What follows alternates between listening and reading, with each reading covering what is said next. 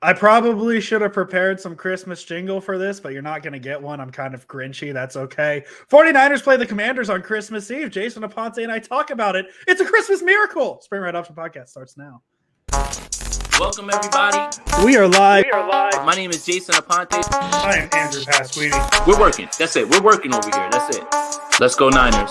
Let's go Niners. Spring Right Option Podcast. It is the jolliest time of the year here on the Sprint Right Option Podcast. No, I'm not talking about the holidays. I'm talking about the 49ers football season. I am Andrew Pasquini, joined as always by the beautiful, the holly, the jolly, the Saint Nick. That doesn't work. Jason Aponte. Jason, how you doing on this lovely, probably like a warm Friday for you? You're probably jealous about my weather. I feel bad because I've been complaining about how cold it is in Sacramento, and it's been like 45 degrees. And how cold is it where you're at right now? So it's funny. This morning I went to the store, and it was 50 degrees. And as of right now, at 8:16 Eastern, it is now 15 degrees on the East Coast. So don't tell me global warming isn't real. It's very cold. It's very cold here. It's very cold there. Our guys, Luke and Josh. Luhu. Oh, dude, left hand up. We already got a commander. He's got a Golden Gate Bridge shirt on in his profile picture. No, he's trolling me because I posted that terrible video earlier. That song stinks. Left hand up. LHU.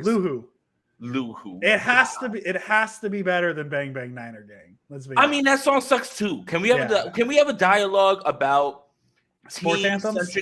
Team-centric songs that just suck.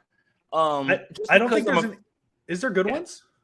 No, there aren't. And just because I'm a 49ers fan doesn't mean that I have to automatically subscribe to that song being good. If I'm making fun of that Commanders song, that doesn't mean that I approve of every single 49ers song that comes out. I think I think all team-centric songs, one way or another, low-key stink. Oh shit! What was it called? Oh, do you remember? Oh, dude, this is like a memory. Do you remember the 2012 Niners? Was it Ashcon who did the That Smith Cray? I don't know. He did the In Paris song by that guy we don't talk about anymore in Jay-Z, and it was like That Smith Cray. Somebody knows this. Some Niner fan has to know this. Niner fan has to know this. So please, please, please. We're talking about songs here on the Spring Right Option Podcast. I'm glad that I don't know. And you know what's the best part? Is the best Niner-centric song was from a guy who comes from Atlanta and is a song about Scarface that has been around the 49ers. And that's Tony Montana by Future. Tony Montana, and yes. That's the funniest part. That's the funniest part of all of this. That's the best song that is Niner-centric somehow. But it's not really Niner-centric. Like, Big Steppin' is good though. You know what? Big Steppin' is good. I will say that. Big Steppin' is good. I'm not gonna talk down on Big Steppin'. That's past my lingo. That's past my lingo. What's Big Steppin'? You know the dance. You know, like everybody, whatever. Someone in the chat. This is for our music podcast that we're working on called "Explain It to Andrew," where Jason just explains music to Andrew. Jason goes into deep hip hop cuts. No, Big Steppin'. I'm good with Big Steppin'. Who's this MC Hammer people have been talking about? He likes the Raiders. It don't matter. He's Oakland. I know. He's an Oakland Athletic bat boy. Yes, I heard we're not talking about baseball on here, so I'm gonna leave that. We don't talk baseball. The anti-baseball podcast. We don't talk about it. I don't want to talk about Michael Conforto. I don't want to talk about Tyler Rogers, whichever Rogers they signed today. The Giants, they hurt my feelings. It's Stop talking about it. Don't. I don't even want to get physical with anybody. That's how hurt I am by physicals right now. You know what, Andrew? Like, I don't want to talk about it either because I have no dog in this race. I'm just leaving it alone, man.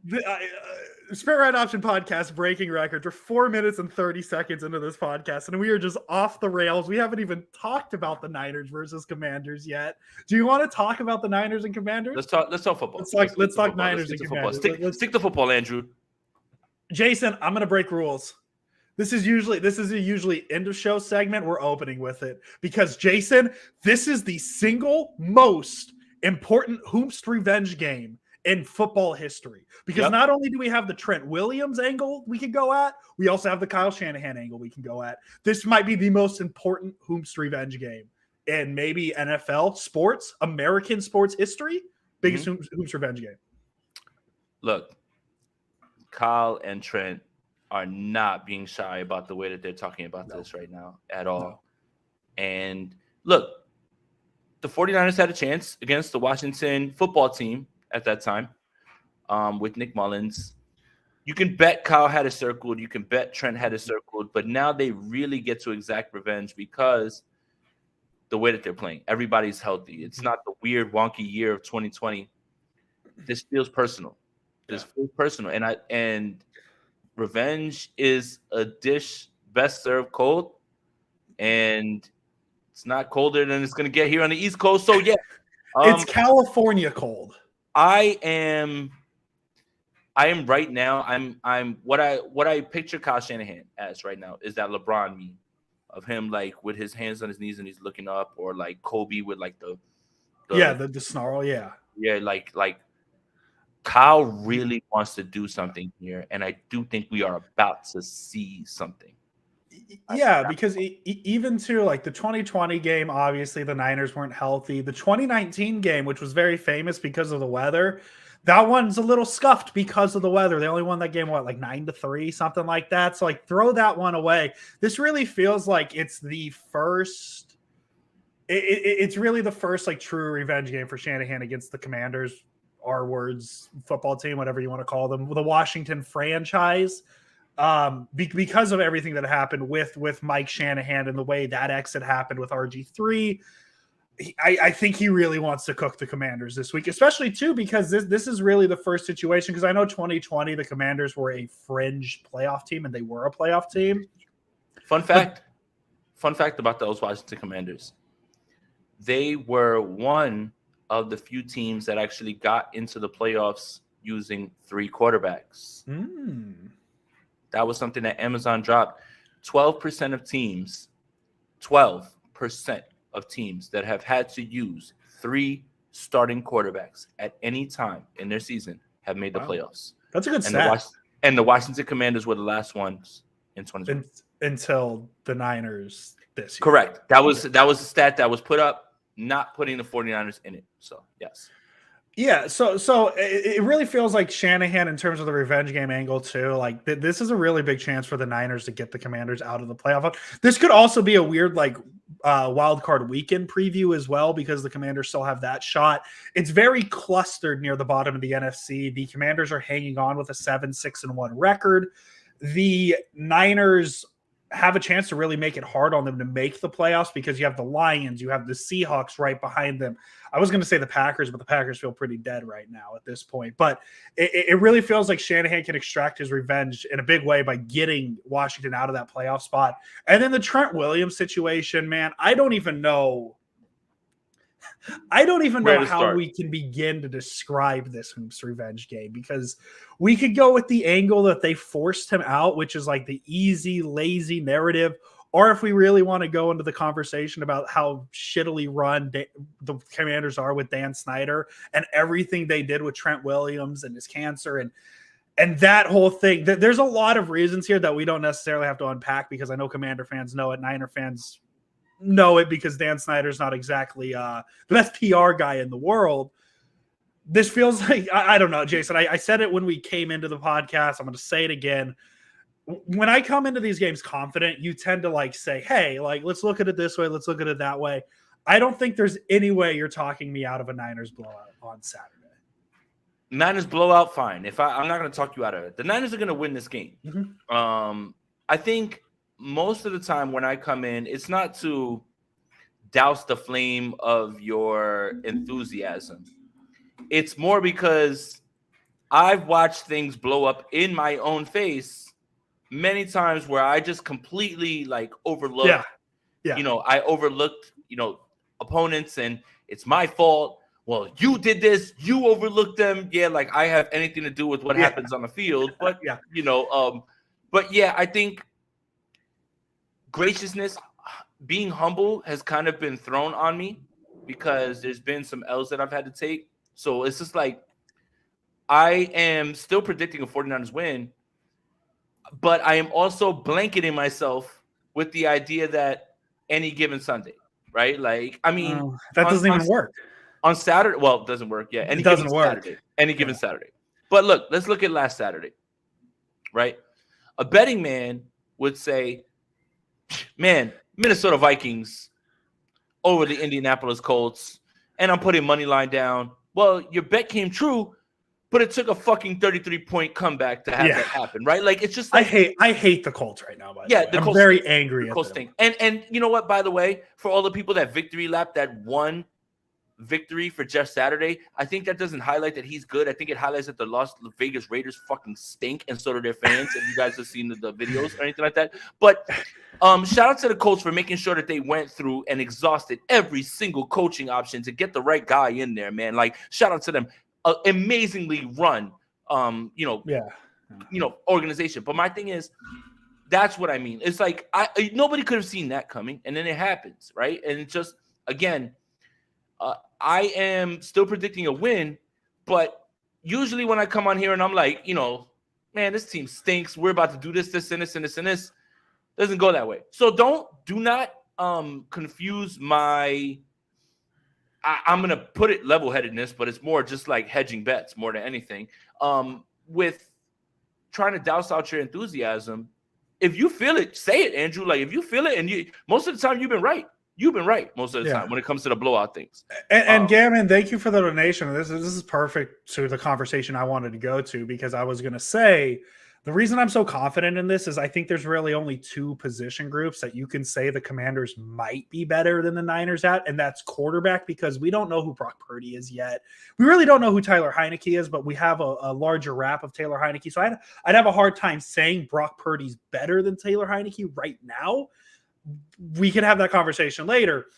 The other position group, and it really only works at the top, that I can see comparing to the Niners is the defensive line for the Commanders, because you look at what they have: Montez Sweat, Darren Payne, Jonathan Allen, and then they're getting Chase Young back. I'm not saying they're better than Nick Bosa, Javon Kinlaw. By the way, he's back on Saturday as well. Eric Armstead and Samson Ebukam, but it's really the only position group that, outside of quarterback, because quarterback's just a weird conversation within itself, that the Commanders are anywhere near the Niners in. So that's the transition to this question. First, shout out to Mod Squad. Second, should there be a modicum, that's a great word, I don't even know what that word is, modicum level of concern of our O-line versus the Commanders' defensive line, open running lanes, quarterback protection? And that's the one place, and if you rewind actually to 2020, a lot of our conversation about the Washington football team game was how good this defensive line is, what's it going to look like against the Niners, all that stuff. Niners obviously having injuries, big impact on the game. I think this is where my comparison that I made a couple weeks ago, that Brock Purdy's kind of the average of what Trey Lance and Jimmy Garoppolo are in terms of skill level, where a little mobility, a little bit of the quarterback aspect of it. I think Brock Purdy's mobility is really going to help in this game. And the Niners offensive line has been very solid, maybe because of Brock Purdy. But yes, this is the only place I am really concerned for the 49ers, is if the Commanders defensive line really blows up the Niners offensive line. But I don't think that's going to happen, because Trent Williams, I don't know if we mentioned this, Jason, revenge game. Here's the thing. I'm glad that we brought this up, because I think we need to have a larger discussion in terms of offensive line play and how much that is tied to the quarterback. Mm-hmm. Let me explain. If the ball's not out when it's supposed to be, and guys are blocking longer and longer, of course things are going to look muddier and muddier as they go along. Kind of funny that Brock Purdy has come along, gets the ball out on time, gets it out when he needs to get it out, also can, escape some of the pressure, and now the sack numbers have completely dipped. Is it because Brock Purdy is Michael Vick? Yeah. No. But I do think yes. We do need to have a discussion about how much offensive line and quarterback play has to do with how offensive linemen are graded. What's your pressure? What did you give up? Did you give up a quarterback hit? If the ball's not out on time, there's nothing you can do. You're blocking for as long as you can. Yeah. So I do think that, yes, this is a level of concern, and it should be, because this is obviously where the Washington Redskins, delete that. Delete that. Forget it. Never happened. Washington Commanders. Live podcast. Washington Nobody Commanders want to dominate, but that's where the quarterback has to, the play calling, the quarterback, all of that stuff has to go hand in hand to be able to beat all that. And that'll be something that would happen throughout the game. You can prepare for it. They probably will. But the adjustments that'll be made if you start to see that your offensive line is struggling, and it has nothing to do with Brock Purdy not getting the ball out on time. If that's what's happening, then you have to start to make adjustments. And that's where I think the 49ers will succeed, not only because of Brock Purdy, but because Kyle Shanahan's kicking everybody's ass. And, oh, wait, it's a Kyle Shanahan fucking revenge game, and we're not about to let these guys slide on that either. So, yeah. Yeah. And I think what makes the Washington Commanders defensive line so scary is how it comes at every angle, really, right? Because how many teams could you say in the NFL right now, and I haven't looked this up, so like if it's more obvious, how many teams do you think their top 2 sack leaders come from the interior of a defensive line? Like we live in an NFL today, other than like Aaron Donald, right? Aaron Donald, he's kind of the exception Down of for the these year. rules. Down for the year. Down for the year, which makes sense. The Rams are not playing for anything, so a lot of shutdowns. The Rams are cooked. No, the Rams stink. But 16 of the teams, 34 sacks have come from the interior defensive line with Payne and Allen. So not only do you have to worry about Montez Sweat, and now Chase, we don't know what Chase Young's going to look like quite yet. And he won't be playing a full complement of stats. And he won't be playing a full complement of stats. I'm just concerned because usually when we're talking about pass rush, it's how's McGlinchey, how's Williams going to do? But now it's really how's that Banks, Brendel, Burford / Brunskill group going to do against a Payne and Allen? The law firm? That's what I'm intrigued in seeing, right? Is because it's 2022. When we talk about great pass rushes, we're talking about the edges. We haven't talked about the interior offensive line of the 49ers in a pass protection sense in a long time. That's usually the group we're talking about. Like, hey, they're creating holes in the run game. And I know they've all been solid. I know Banks, if he's allowed a sack this season yet off the top of my head, I don't remember, but he's been well. So it's interesting. And Peyton, I don't even know how to answer this quite. Like, I do. What's Shanahan's record in revenge game? Like, how would define like the official revenge games? I do. Yeah. So look, he's lost twice to the Falcons.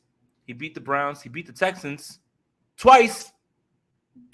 He beat the Texans. Once with Jimmy Garoppolo and once with Trey Lance. So I think we're trending on 3-2. 3-2 with him. 3-2 with him going into this game, which I fully expect to be 4-2. Yeah, no, this should easily be a 4-2 in the Shanahan revenge game. As I said, I know their record is 7-6-1. I know they've had moments where they've played well, and honestly, Broncos too. Broncos too. Okay, Broncos. So wait, hold on, but Kyle never coached.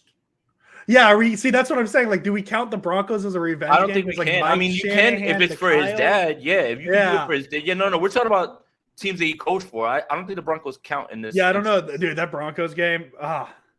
Remember the Broncos game in 2020?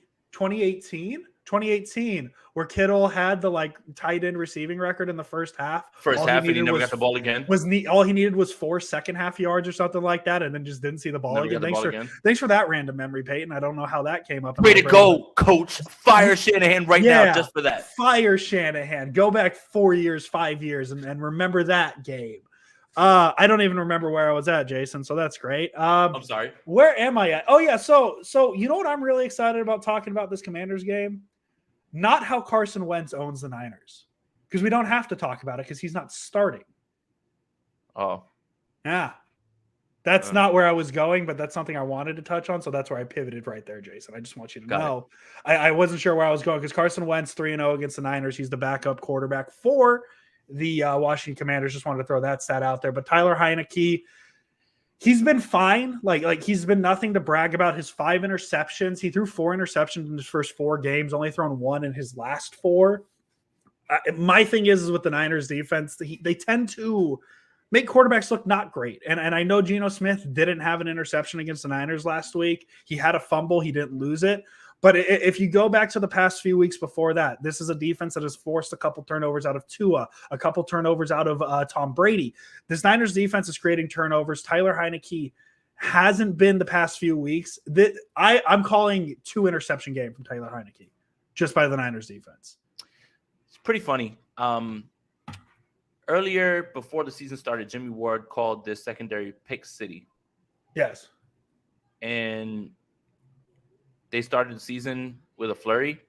They were, I believe, 4th in the NFL in interception rate. And, of course, that's going to level off after games.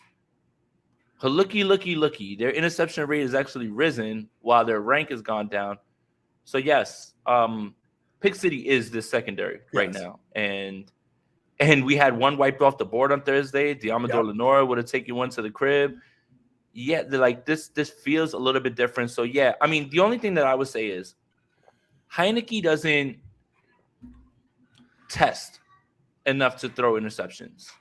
Like, he's super Alex Smith, if that makes sense. Like, that makes sense. Yeah, I get what you're saying. A little bit better arm, but definitely not going to take any chances. Make a throw here and there where you're like, oh shit, look at that. But then you realize, oh, it's Taylor Heineke. Yeah. So, like, we'll see. I do know this.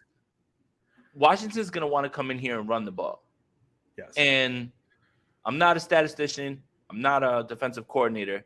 But I would tell you that's probably your suboptimal approach at this point, as the San Francisco 49ers are the hardest team to run the ball against in almost any metric that you want to do this. Yeah. Niners are the hardest defense to face in a lot of metrics. So now we're starting to get to a point where it's like, okay, we're going to put the ball in Heineke's hands.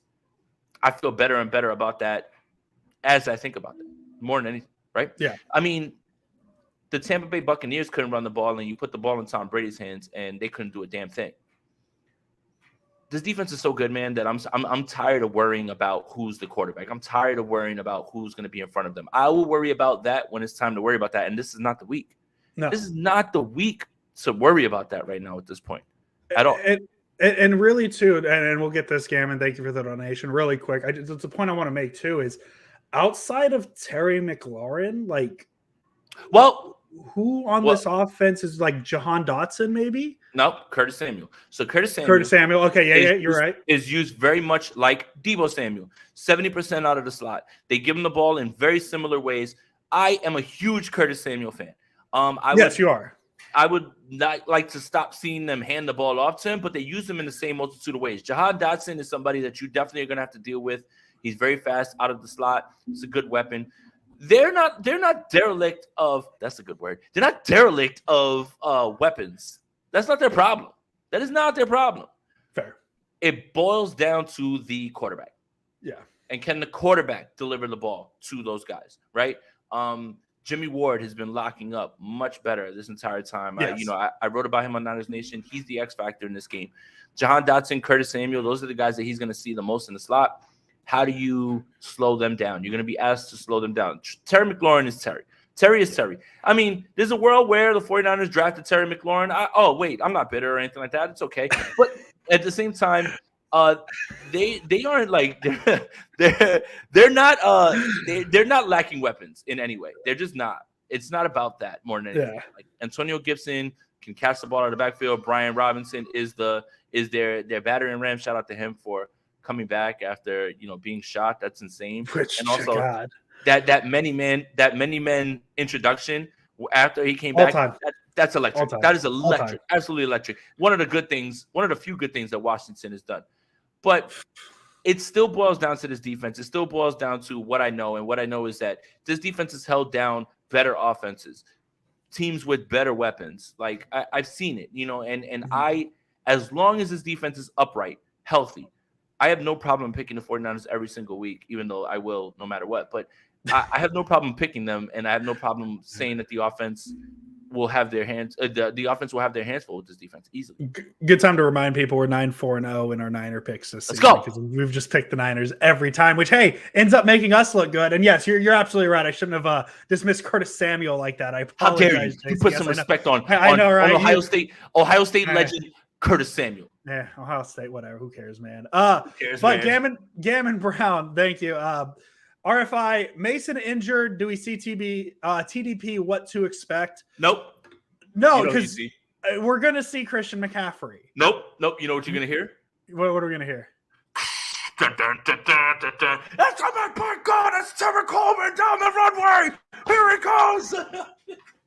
It's Tevin Coleman. By God. Yeah, it'll be man alive.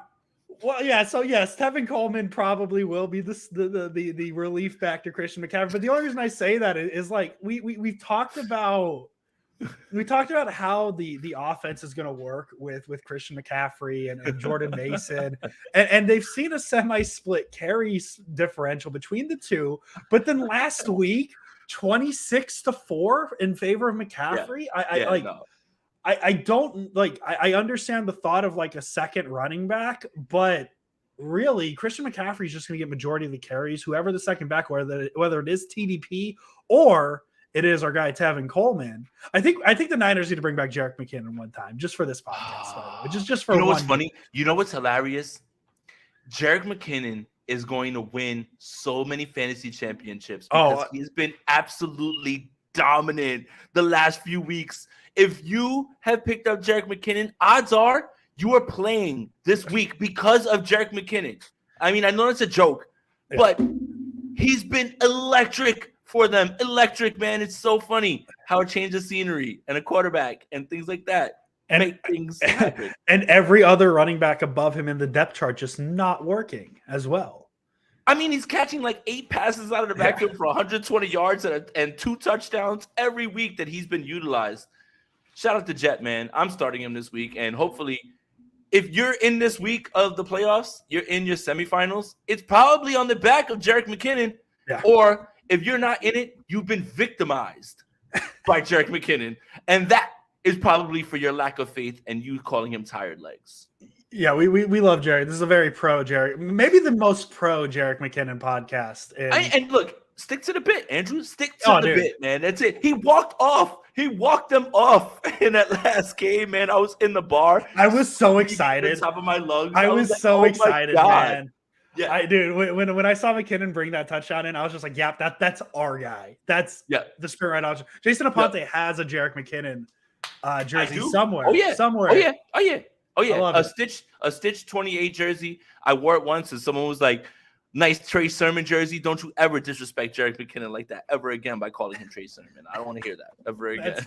That's horrible. Don't call it Jerick. Yeah, don't call it Jerick. Don't call it Trey Sermon. But I guess back to the original point. Yeah, I don't know how much the second running back is going to see time come Sunday or Saturday, whoever it may be. This feels like another Christian McCaffrey game, just because that's where the offense seems to trend. I mentioned it last week. I mentioned it in my article earlier this week. Is that it kind of went from like Christian McCaffrey being added to the pick your poison recipe of the Niners offense into this.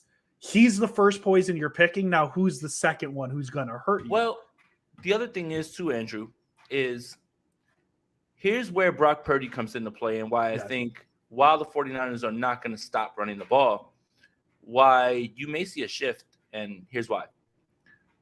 The Washington Commanders are 11th in the NFL in rushing yards per game, given up. But they're 8th in passing yards per game. They are 3rd in overall total yards per game. 11th is good, right? Yeah. There's only 10 teams ahead of them that have a better, rushing yards percentage, right? Mm-hmm. They're not bad on passing yards either, but I do feel that the edge kind of swings that way. Mm-hmm. So I will give the nod this week to Brock Purdy as opposed to them. Like Christian McCaffrey will be involved, but there's going to be more throws and extensions of the run game than anything. Oh, yeah. And especially, too, with that offense or the defensive line we're talking about with Washington, it's going to be a lot of very quick passing from the 49ers offense as well, like that extended run game you just mentioned, Jason. So, yeah, like I don't know how important the run game. Obviously, the Niners are going to stick to the run game to keep the Commanders honest, all that stuff. Shanahan likes to build off the run, all that fun stuff. But, yeah, I could see this being a very big Brock Purdy game because if you can get past that, obviously very good defensive line, it's an okay defense. Like it's a good defense, save some parts, right? So we'll see what Purdy looks like. And I'm tired of saying this, really. It's just kind of going to be the point until, but it feels like every game going up to it is now Brock Purdy's most important game because how's he going to feed off the previous week? How's he going to feed off the previous week? He seems to be improving little things each week. He seems to be getting more and more comfortable each week. But there's also that kind of holding off to see, okay, is there going to be a drop-off, right? And obviously we're hoping not to see that drop-off in Brock Purdy. This Commanders defense can feature a very interesting challenge for him because of that pass rush. But this could be a very big game for Purdy because if he does keep those passes short, and obviously not turning, I feel like the conversation with Niner quarterbacks just kind of comes down to don't turn the ball over. Very simple football guy talk there, Jason. Just don't turn the ball over. Your offense should be good. But I'm very excited to see what Purdy can do against the Commanders and against the defense that could be a quote unquote playoff defense as well. Because realistically, the Niners could be playing the Commanders in a month. Yeah, and every week is a great test for Brock Purdy. I mean, there's this whole discussion. You know, I wrote an article today on NinersNation.com. I don't know if you know, Andrew and I both write for them, about resting players. And I feel like there can be no rest as long as Brock Purdy needs valuable reps with this offense. And if he's going to be your guy, you're not benching a guy who is a seasoned veteran, has been to multiple playoffs, things like that. So there is no rest. Like every single week, Brock Purdy needs all of these reps, all of them. So that's how I feel. What? Gammon, thank you for the donation again. I like the one below. The Commanders podcast don't believe they're going to win. I like that. Quest 46. Gammon, thank you for the donation. If D'Amico Ryans gets a head coach gig, who should be his replacement? Or DB coach or Vic Fangio? You guys rock. This podcast is going to say Vic Fangio over. Finally, a lot of Andrew, when Fangio gets hired, yes, we are finally maybe going to get closer to the elusive answer of what the hell is Fangio running over there, man.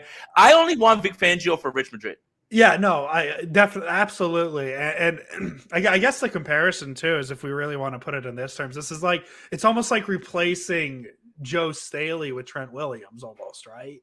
Is D'Amico's Ryan's obviously Staley longer. Ryan's not as established a defensive coordinator, but in his 2 years, very, very good defensive coordinator, very elite defensive coordinator, dare I say.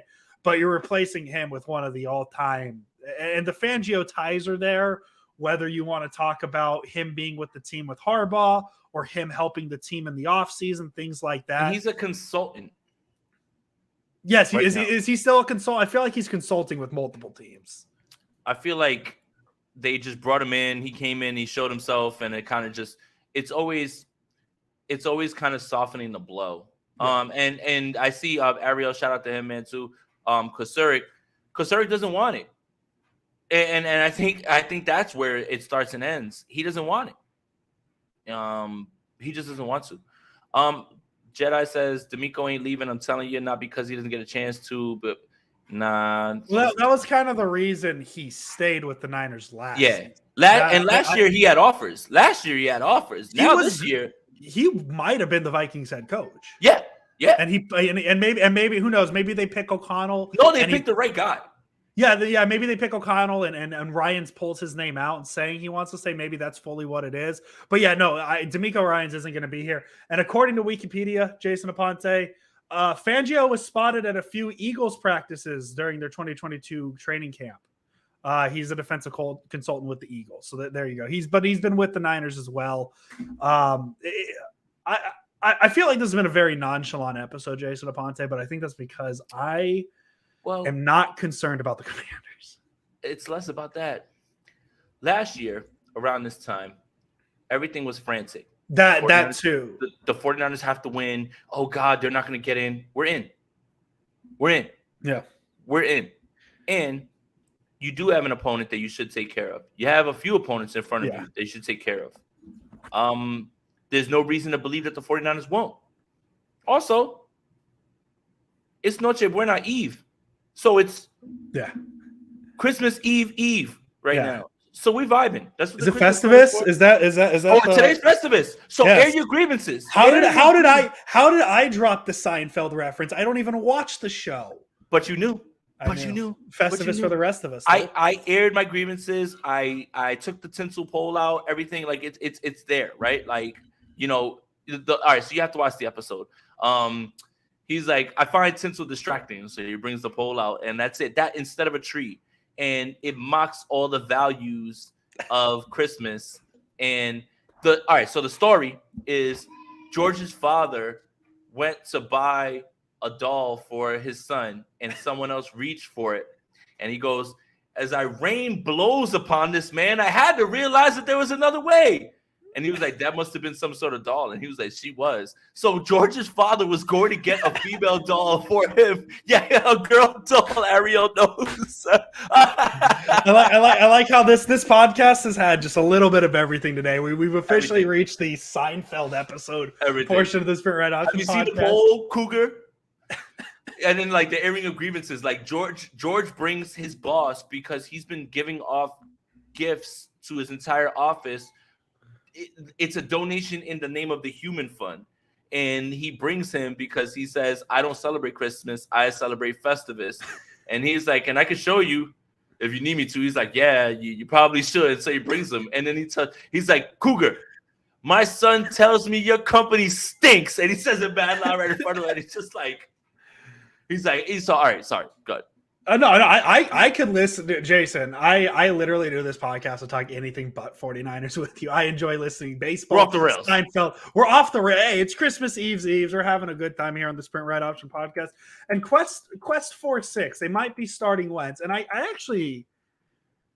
don't know. Because I feel like no, but I feel like I saw this a little bit in the news that somebody asked if Wentz was going to start over Heineke against the Niners. I don't think he will though, but that didn't come out of nowhere, right? Like somebody asked Rivera about it, which I thought was very interesting. So he said, we have no plans to, move on, but if things don't move forward, it was the perfect coach discussion. I believe in my guy, but if he sucks, I reserve the right to turn back over to Carson Wentz. Basically, was what it was. This would have been the perfect week. Jason, we literally 2020 and last season, we spent a whole podcast talking about how Carson Wentz can't beat the Niners. He isn't going to beat the Niners. And then he did. Twice. So I'm happy. As I said earlier, I'm happy we don't have to do it. Twice. So, I mean, that was the infamous missed leak by Nick Mullins. Goodness gracious. That game would have been over. Hey, I still haven't seen that pass attempted because you remember 2020, there was that just whoever the quarterback was would overthrow that use check wheel leak route thing. Yeah. I haven't seen Purdy attempt it yet. I think we need to see if he hits that pass, we know it's real. Jay Aguayo, thank you for the donation. Thanks for hard work. Merry Christmas to you and your family. We appreciate that. Gammon, was the KC game a fluke loss? Or do they have our number like Russell Wilson Seahawks? I know it's incredibly early, but I don't want a Super Bowl matchup. Yeah, I think that game, you can still sit there and say the Kansas City Chiefs are better than the 49ers, and I don't think anybody will fight you on that. No. But I do look at that game as more of a fluke than the mean, right? Like there's a lot of busted plays. And remember, the 49ers were in that game for almost 3 quarters. And, a busted play here, broken coverage. Mecole Hardman is not running 3 touchdowns in again on end arounds. I can almost bet you that. I can almost put that and set my watch to it. So you can say that the Kansas City Chiefs are better than the 49ers. I don't think anybody will fight you on that. I just don't think that the gap is as far as that game would have shown in terms of the score. So, yeah, perfect. Yeah, I'm not. Kansas City's better. It's okay to say that.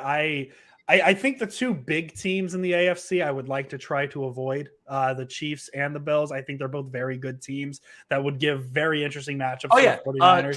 Just push the. Let's see. How do we do this? Let's just push the Texans. Yeah, no. The Texans. It's got to be a playoff team. Oh, yeah. Who the hell is going to make the play? I'm so hyper focused on the Bills and the Chiefs that I even forgot that there's going to be other players. Okay, who the hell else is making it? The Bengals. Oh no. I'd rather play them, but I don't like that. Okay, what about whoever the hell comes out of the AFC South? Oh, goodness gracious. Do you realize that the Jacksonville Jaguars, if they win that division? I love that so much, though. I love that so much. That the Jacksonville Jaguars have a chance to win that division. All they have to do is win out.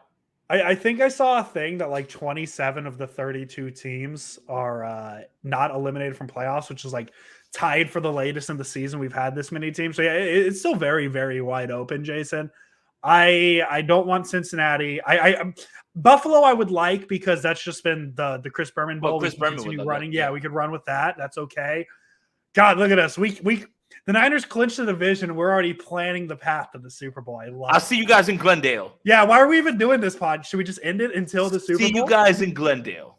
See you in Glendale. There you go. And not for week 18. Well, maybe for week 18, but the Super No, Bowl. that's in that's Santa in Santa Clara, huh? Yes. Hey, fun fact about this one. This is the first time the Commanders have come to Santa Clara since 2014, despite them having a home game in 2020, because that was in Glendale. Yeah. We're officially. That game sucked, by the way. That game was horrible. 2020, we just 2019. That was 2019. Oh, the rain game. The rain game. Yeah, that was that game. I remember I went to that game. I bought field level seats for $5 each. I paid more for the park. I didn't go to my seat. It was fucking pouring. Why the hell would I go to my seat, man? It was terrible. And I paid more for parking that day, and then drove all the way back. Miserable time. Miserable stadium. Washington deserves less. They deserve absolutely nothing at all. I love the vibes of this podcast today. It's a Christmas Eve episode of the Red Option Podcast. Hey, Jason, you want to I gotta go. I want to go get drunk. Huh? You want to throw out some predictions? Let's do it. 27-7. I don't think this is going to be close. I think the Commanders' offense is really going to struggle. I think Purdy's going to look good enough. I don't know if this is going to be his best game because this is the matchup I'm most intrigued seeing what he looks like against that pass rush, especially with a minimally used Chase Young being thrown out there. I'm going to say 27-7. Niners win pretty easily. All right. So allow me to be the wet blanket of this. I've got the 49ers winning this game 24-14. I don't know how the Commanders are going to score 2 touchdowns. I just want to make sure that I am being humble while still picking a 49ers win. It's called this year's theme, Andrew, CYA. Cover your ass. Everything about this, all the Niners got to do is win this game, and I look good. And if it gets close and they lose, well, Jason said this game might be close. It is all about hedging. Hedge. That's what I do, man. That's what I do. I'm a fence sitter. I love it. Spirit Option Podcast. We just like sitting on the fence here. Hey, Jason, I think that'll do it. I think we should just let everybody get to their holiday weekend. We'll be back Monday talking about the Niners 27-7 win over the Commanders. We'll have a good time with it. Lighter episode today. Hey, go check out Jordan Elliott's most recent tweet, everybody, from half an hour ago. What about it? What about it? You'll see, Jason. What about it? You'll see it, Jason. This better not be what I think it is. It's exactly what you think it is, but that's okay. Son of a bitch. That's okay. That's okay. Everybody go look at Jordan Elliott's most recent tweet. And go look at Jordan Elliott's most recent Niners Nation article. Go to NinersNation.com. Yeah. Do all that. Do all that fun stuff. Hang on. I'm trying to get this up. Let's see if we get this up. Oh my God. I gotta get this out the way. We gotta get the background out of the way.